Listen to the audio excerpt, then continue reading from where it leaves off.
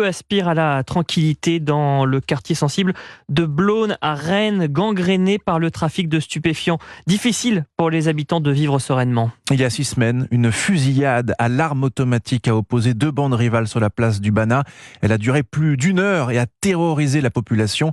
Alors pour protéger les plus jeunes, un lieu a été créé. Il s'agit du Centre d'éducation à la citoyenneté et de loisirs de la police nationale. 300 enfants y sont inscrits. On vient y faire des devoirs, jouer, mais dorénavant aussi se mettre à l'abri des trafiquants sous la surveillance des policiers. Le reportage à Rennes de Sandrine Prioul.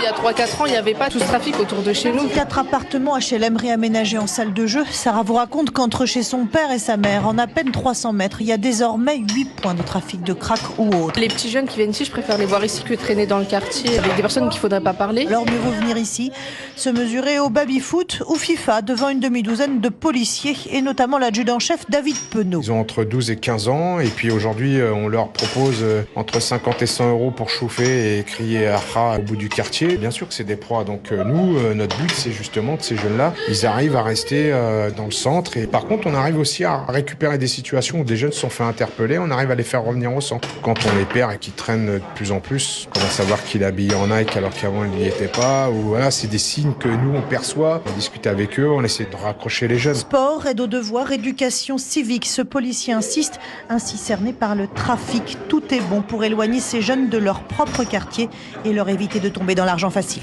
Sandrine Prioul.